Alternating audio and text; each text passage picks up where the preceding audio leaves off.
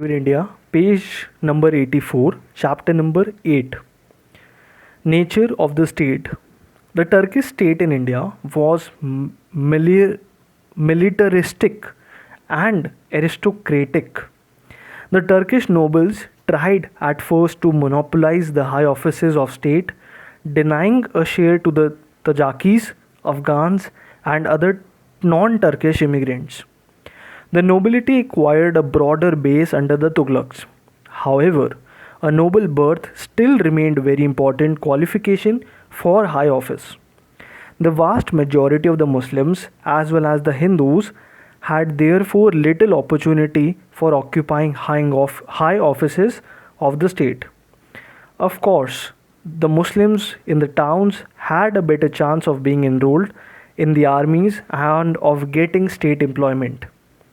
But the Hindus dominated trade and constituted the ruler aristocracy and the lower administrative wing, without whose cooperation the state could never not function. A kind of tactic, a kind of tacit sharing of power between rural Hindu aristocracy and the city based administrators was thus a factor of capital importance for Delhi Sultanate. Of course, there were frequent fights between these various sections, though often given a religious color. The basic causes for struggle between them were secular, such as fight for power and land, or rather for a share of surplus produced by the land, since land was not generally sold in those times. The Muslims also fought among themselves for these objectives. In a formal sense, the state was Islamic.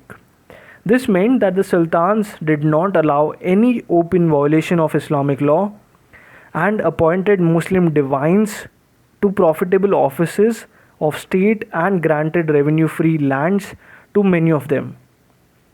However, the sultans did not allow the Muslim divines to dictate the policy of the state.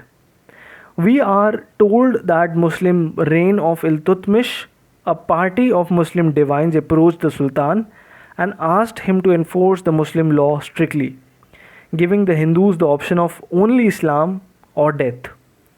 On behalf of the Sultan, his Wazir told the theologians that this was impractical and impolitic, since the Muslims were so little in number as salt in a dish of food.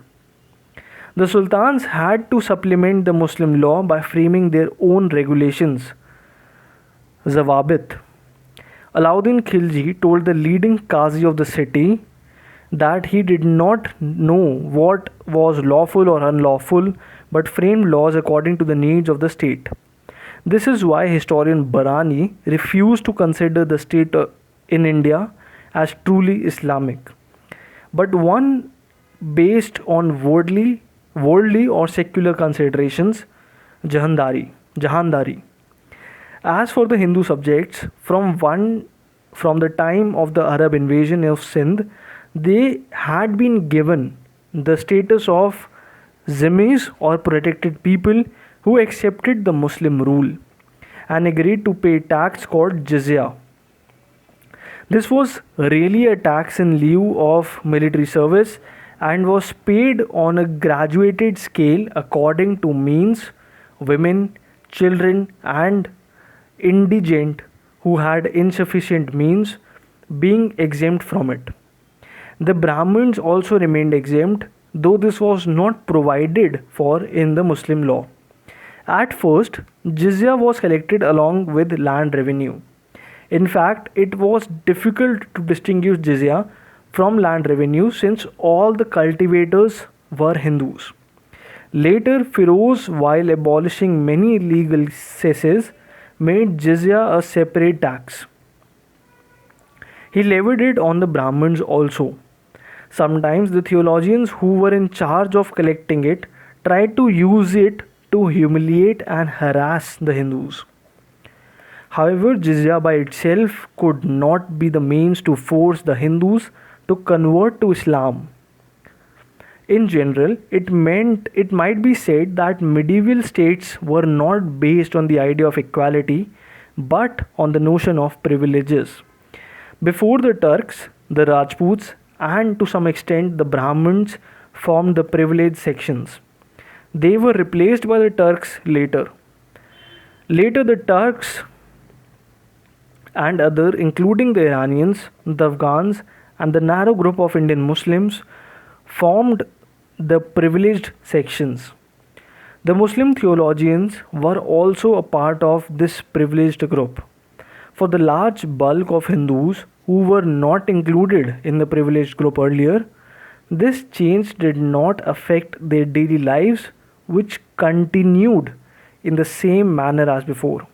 Thus, while claiming to be Islamic, the state was militaristic and aristocratic in character. Thank you everyone for tuning in. In the next part, we'll start with religious freedom under the Sultanate. All the best for exams. Do share and subscribe the channel for more videos like this. Thank you everyone.